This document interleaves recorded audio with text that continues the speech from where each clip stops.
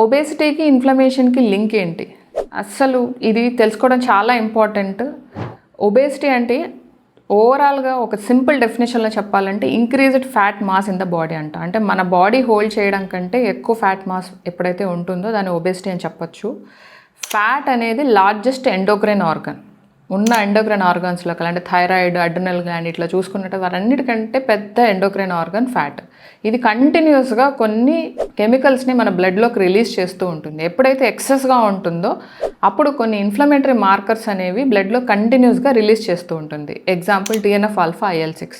ఈ inflammatory markers ఎప్పుడైతే ఎక్కువ అవుతాయో మనకి బాడీలో క్రానిక్ ఇన్ఫ్లమేషన్ ఎక్కువ అవుతుంది. క్రానిక్ ఇన్ఫ్లమేషన్ ఎక్కువైనప్పుడు ఇన్సులిన్ రెసిస్టెన్స్ రావచ్చు, థైరాయిడ్ డిస్ఫంక్షన్ రావచ్చు, హార్మోన్స్ డిస్టర్బ్ అయ్యి PCOS రావచ్చు. మనందరికీ తెలిసి ఇవన్నీ రిలేటెడ్. అలానే బ్లడ్ వెజల్స్ డ్యామేజ్ అయ్యి కార్డియోవాస్కులర్ ఈవెంట్స్ అంటే స్ట్రోక్ రావచ్చు, హార్ట్ అటాక్స్ రావచ్చు. ఇలా చెప్పుకుంటూ పోతే ఎన్నో రకాలుగా మన బాడీని క్రానిక్ ఇన్ఫ్లమేషన్ ఎక్కువగా ఉన్నట్లయితే ఎన్నో రకాలుగా మన బాడీ ఎఫెక్ట్ అవుతుంది. డిఫరెంట్ ఫంక్షన్స్ ఎఫెక్ట్ అవుతాయి.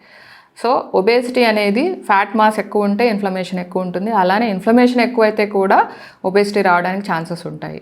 So kindly share this information with your family and friends who may need it. Thank you.